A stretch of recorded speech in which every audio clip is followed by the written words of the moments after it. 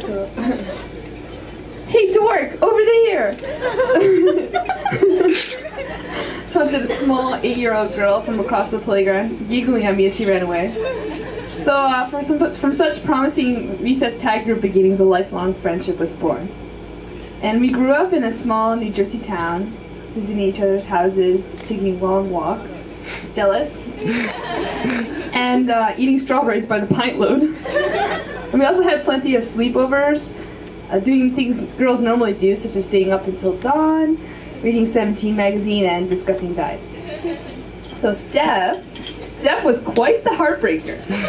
Yeah. She had a different boyfriend every week at summer camp.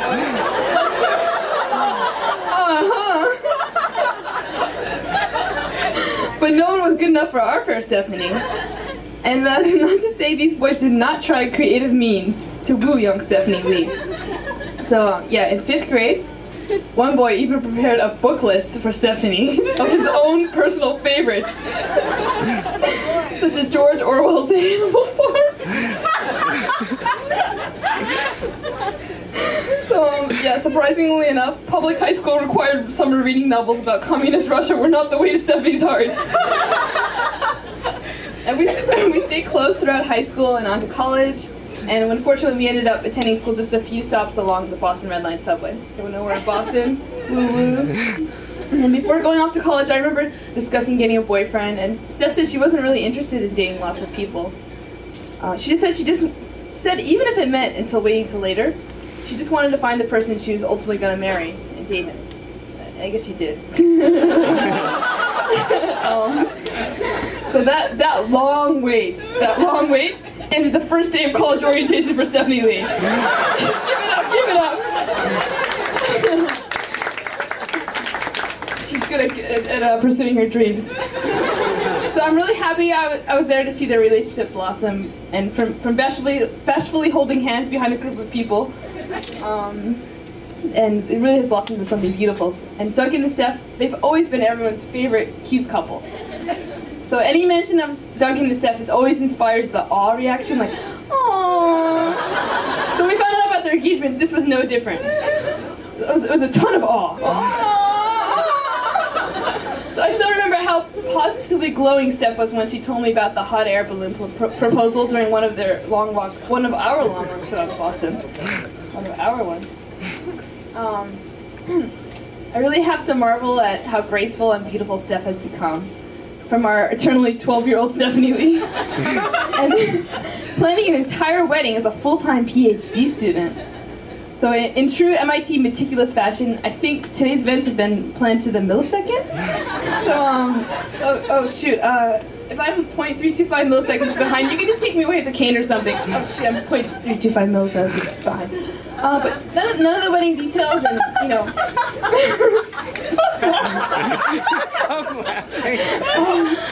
but more than these wedding details and a rambling maid of honor speech can show, I can confidently say that the union of Stephanie and Duncan was meant to be.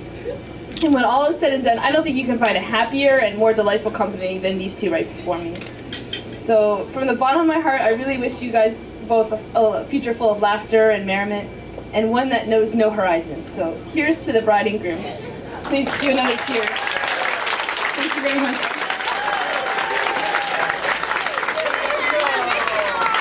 I should try to walk up with my microphone. I gotcha. And at this time, how about a nice round of applause as we welcome up our best man, Samuel Lee. Samuel?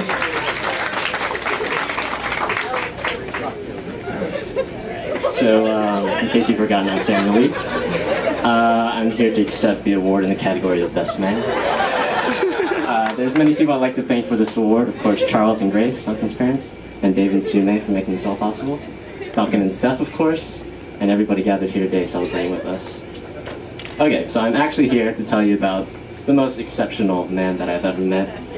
This man is intelligent, he's charming, extremely good looking.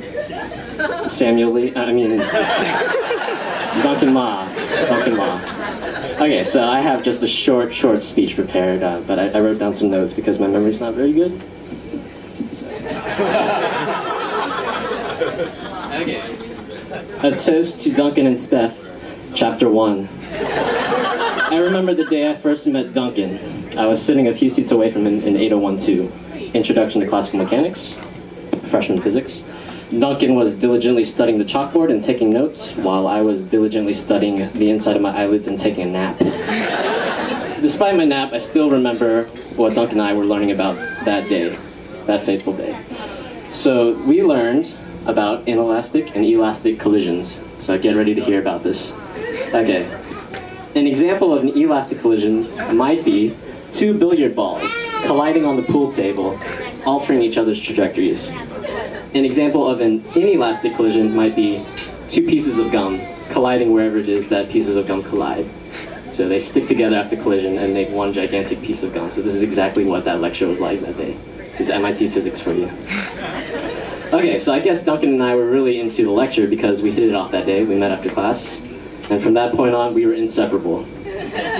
We were the dynamic duo of Samuel and Duncan, my name first. When we weren't fighting crime or standing up for justice, we were doing exciting things like going to the science museum and working on physics homework together. We were very exciting.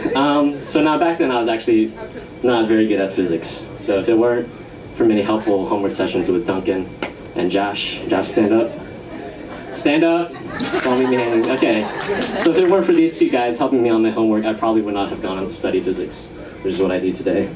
So I want to say thanks, guys. I really, really owe you for teaching me physics and for dooming me to a lifetime of financial hardship and limited career opportunities.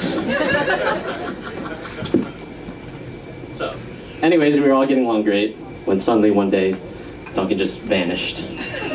He was nowhere to be found. Duncan, Josh and I looked everywhere for you. We followed a report with MIT police, but, we were very worried. You're our very best friend and you were missing. However, after a couple of hours, we accepted that you're gone forever and we decided to move on with our lives. Now, what really happened was that Steph came along, and she and Duncan spent almost all of the time together. But it was okay with me because Duncan was very happy. Okay, so one story to illustrate that. I remember one Valentine's Day. I think it was your first Valentine's Day. Second, maybe. I don't remember. I'm just making this up. Okay.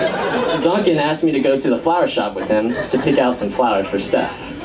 So, Duncan, I love going to the flower shop because, we love going to the flower shop. We're manly men. So I said, sure, I'll help you pick out some flowers. But what I didn't know was that Duncan would drag me all over town, tons and tons of flower shops, because none of them had flowers good enough for Steph. I was like, Duncan, just get these, it's fine. No. He wanted only the best for her. So I think, Steph, this shows you how dedicated Duncan was, is, and always will be to you. Of course, when we got back on campus, Duncan was hungry. He really wanted to go to Anna's Taqueria and get a super burrito. But he was supposed to be on a diet, so Steph said no burritos allowed. So what was he going to do? If you remember Anna's, I don't know for those MIT people, you step into that restaurant, you come out, you smell like burritos. So there's no way Duncan could get away with it. Except his best man was there to cover for him. So, Sam, could you go and get me a burrito? Oh, yeah, sure, I'll get you a burrito. I don't mind smelling like burritos. So, guys, I just want to say I'm really glad that I kept that burrito from tearing your relationship apart. Otherwise, you probably wouldn't be here today. Okay, no, all right. So, Duncan, I'm very grateful to have met you in lecture on that fateful day. All right, where you guys were paying attention earlier. Duncan, we are like two billiard balls in an elastic collision. I met you and you forever changed the trajectory of my life. And I really wouldn't be doing what I do today if I had not met you. And Duncan, I'm so very glad that you met Steph. You guys are like two pieces of gum in an inelastic collision. I'm sure that the two of you will be sticking together for a very, very long time. And that wherever life takes you, it'll take you there together. So I'd like to present both of you with this book. So in case you didn't get it, Duncan, it's not really filled with my speech. It's an album for you to keep the many memories that you're going to be making together. So I'm sure you'll have no problem filling it up. Many, many volumes more. So everybody please join me in congratulating Duncan and Steph.